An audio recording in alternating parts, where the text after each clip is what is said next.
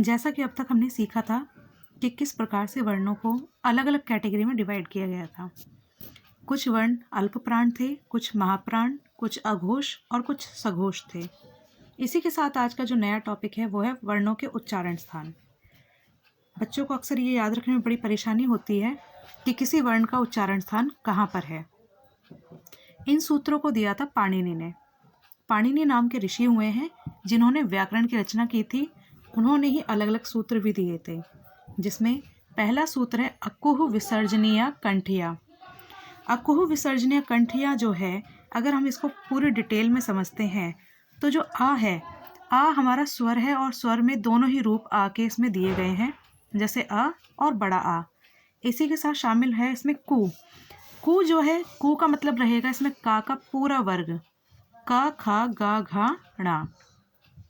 इसके बाद दिया हुआ है हा। जो हा दिया हुआ है इसमें जो हा है हमारा, ये भी शामिल होता है। इसका मतलब ये रहेगा आपका कि जो हा है इसका उच्चारण स्थान भी आपका रहेगा कंठ। और इसके बाद जो विसर्जनीय दिया हुआ है, विसर्जनीय का मतलब होता है विसर्ग, यानी कि छोटा आ बड़ा आ, का पूरा वर्ग हा और विसर्गें, इनका उच्चारण स्थान होता है कंठ। हमारा गला जो है इसी को हम कंठ कहते हैं। तो अकुह विसर्जनीय कंठिया, आ के दोनों ही रूप शामिल हैं। कु जिसमें का और छोटे ऊ की मात्रा लग जाए, वो आप ये समझेंगे कि वो पूरा का पूरा वर्ग इसमें शामिल है। विसर्जनीय विसर्ग के लिए कहा गया है और हा इसमें शामिल है। इसके बाद सेकंड आता है इचु यशा। इचु यशा तालव्या। इचु यशा तालव्या। अब इसमें शुरुआत में आपको दिया हुआ है ई, यानी कि इसमें ई के दोनों ही रूप शामिल हो गए हैं, छोटा ई और बड़ा ई। इसके बाद चू, चा पे छोटे ऊ की मात्रा। इससे समझ में आता है कि चा का पूरा वर्ग जो है वो उसके अंदर शामिल है, च छ ज झ अया। इसके बाद आता है यशा। आप अक्सर देखते हैं कई बार कुछ लड़कों के नाम यश से होते हैं। अभी KGF मूवी भी आई थी, उसमें जो रोल कैरेक्टर है उसका नाम भी यश था। तो आप इस तरह से इन चीज़ों को रिलेट करके याद रख सकते हैं। इचु यशा तालव्य। तालव्य होता है आपका जहाँ जीभ को एकदम ऊपरी भाग पर, मुख के एकदम ऊपरी भाग पर जब टच करते हैं, उस हिस्से को आप कहते हैं तालु, तालव्य। कई बार ऐसा होता था कि हम कोई चीज़ चिकनी खाते थे, इससे पहले क्या होता था, डालडा वगैरह का इस्तेमाल होता था, तो वो जिस हिस्से पे चिपक जाया करता था वही तालव्य कहलाता था। इन चीज़ों से आप थोड़ा सा कोरिलेट कर सकते हैं सिंपल एग्जाम्पल के तौर पे। इसके बाद आता है आपका नेक्स्ट, वो है आपका ऋतुरसा। क्या है आपका ऋतुरसा? ऋतुरसा, ऋतुरसा में क्या है, र आपका होता है स्वर। अब क्योंकि इसमें रा के और कोई रूप तो है ही नहीं स्वर में, इसलिए इसमें सिर्फ रा शामिल है। टू, मैंने बताया था टा पे ऊ की मात्रा लगते ही वो पूरे वर्ग को दिखाएगा, ट ठ ड ढ ण। इसके बाद आता है रसा। र और श षटकोण, ये होते हैं मूर्धन्य। तालु से आगे का जो हिस्सा है, तालु और दांतों के बीच का जो हिस्सा होता है वो कहलाता है आपका मूर्धन्य। आप उच्चारण करके देखेंगे, ट जिस हिस्से पर आपकी जीवा अभी टच हुई है टा बोलते समय, वही आपका मूर्धन्य है। आगे आता है तुलसी। तुलसी ज़्यादातर हमारे मतलब धार्मिक एक पौधा बताया गया है, उसके नाम से आप बहुत आसानी से याद रख सकते हैं कि इनका उच्चारण स्थान दंत है। तो बताया था आप सभी को पहले भी कि जैसे ता है उस पर छोटे ऊ की मात्रा लगते ही वो पूरे वर्ग को दिखाएगा, त थ द ध ना। इसके बाद ला और सा, इनका उच्चारण स्थान दंत है। आप इसका उच्चारण करके अभी देखें, ता था द ध ना। ऐसा बोलते समय हमारे दांत जो हैं वो जीवा जो है वो दांतों को टच करती है। बिल्कुल इसी तरह लश, ला और शा का उच्चारण करते समय अक्सर कैसे बच्चे कंफ्यूज हो जाते हैं, वो ये सोचते हैं कि मैं किस प्रकार से मतलब वो शा में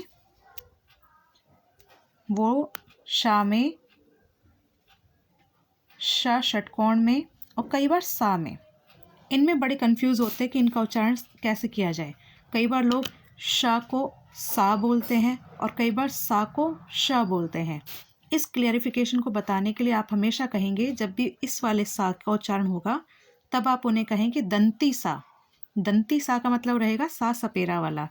और इस वाले शा का उच्चारण करने के लिए कहेंगे तो आप कहेंगे ऊष्म शा। ऊष्म शा, शा शलगम वाला, दंती सा, सपेरा वाला। आई होप यहाँ तक आपको चीज़ें क्लियर हुई होंगी। इसके बाद आता है आपका उपु। उपु उपु में क्योंकि उ हमारा स्वर है तो इसमें उ के दोनों ही रूप शामिल हो गए, छोटा उ और बड़ा उ। इसके बाद आता है पु, यानी कि आपका पूरा का पूरा वर्ग पा वाला।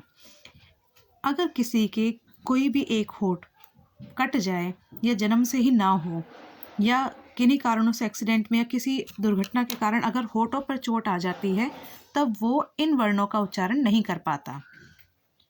आप खुद भी देखिए, अगर आप होठों का इस्तेमाल ना करें, प, फ, ब, भ, म, दोनों ही मतलब सभी स्थितियों में होठ टच होते हैं, इसीलिए इनका जो उच्चारण स्थान है वो होगा आपका ओष्ठ। ओष्ठ यानी होठ।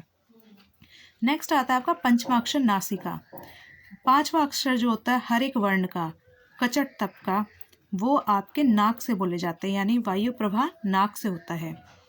अगला आता है आपका कंठ तालव्य। ए और ऐ क्या है? ए और ऐ ये बोले जाते हैं कंठ तालव्य से। अभी तक आपने कहा कि चलिए माना हमने कि भाई कंठ भी होता है, मूर्धन्य भी होता है, तालव्य भी हो गया, लेकिन कंठ तालव्य क्या चीज़ है? कंठ तालव्य जब वायु प्रवाह और जीवा दो स्थानों को परस्पर टच करे वही आपका कंठ तालव्य होता है। अब आप देख पा रहे होंगे कि जो ए है, ए से एड़ी वाला, जो आपका ए से एड़ी वाला ए है, ये दो वर्णों को मिलाकर के बना है। वो दो वर्ण हैं आपके आ और ई। आ और ई, आ और ई, इनके मिलने से आपका बनता है ए। और अभी हमने ऊपर की तरफ देखा था कि आ का उच्चारण स्थान है कंठ और ई का उच्चारण स्थान है तालव्य। आ का स्थान है कंठ और ई का उच्चारण स्थान है तालव्य। इस प्रकार क्योंकि अभी हमने देखा कि ए जो बनता है वो आ और ई के मेल से बनता है, इसीलिए इनका जो उच्चारण स्थान होगा वो होगा आपका कंठ तालव्य। आई होप यहाँ तक आपको चीज़ें क्लियर हो गई होंगी। इसके बाद आता है आपका ओ और औ। ओ और औ, कंठोष्ठ, इनका उच्चारण स्थान होता है कंठ और ओष्ठ। जैसा कि अभी हमने यहाँ पर समझा कि ए जो है वो आ और ई के मेल से बना है, वैसे ही ओ बना है आपका आ और ऊ के मेल से या बड़ा आ और बड़े ऊ के मेल से। अभी आपने समझा था कि आ का उच्चारण स्थान होता है आपका कंठ। आ का उच्चारण स्थान क्या है? कंठ। और ऊ का उच्चारण स्थान क्या है? ओष्ठ। तो कंठ जमा ओष्ठ कंठोष्ठ। क्या बनेगा आपका? कंठ जमा ओष्ठ कंठोष्ठ। आई होप ये वाली चीज़ आपको क्लियर हुई होगी। एक बार दोबारा यहाँ से समझ लेते हैं। कोई भी व्यंजन जो है जो कोई भी स्वर जो आपके संयुक्त स्वर हैं, जैसे ए एड़ी, ए ऐनक, ओ ओखली, औ औरत, ये दोनों हमारे संयुक्त स्वर कहलाते हैं। और संयुक्त स्वर होने के कारण ये दो अलग अलग स्थानों से इनका उच्चारण होता है। ए बना है आ और ई के मेल से, वहीं ओ बना है आपका आ और ऊ के मेल से। आ का उच्चारण स्थान कंठ हो गया, ई का उच्चारण स्थान तालव्य हो गया। इस प्रकार ए का उच्चारण स्थान हो जाता है आपका कंठ तालव्य। आ का उच्चारण स्थान यहाँ पर कंठ है, ऊ का उच्चारण स्थान ओष्ठ है। इस तरह से मिलकर बनेगा आपका कंठोष्ठ। नेक्स्ट आता है आपका वकारो। वकारो में क्या है? व। व जो है ये दंतोष्ठ है। जब भी आप व बोलते हैं तो आपके जो जीभ है, दांत और होठ आपस में मिलते हैं, व, इसी कारण से इसका उच्चारण स्थान क्या है? दंतोष्ठ। ऐसा करने के लिए आप उच्चारण करके देख सकते हैं, आपको स्वतः ही वाली बातें समझ में आ जाएंगी। फिर होता है अनुस्वार। अनुस्वार क्या होता है? ये जो बिंदी होती है, जो हम अंक की बिंदी लगाते हैं, इसका उच्चारण स्थान है नासिका। फिर आता है आपका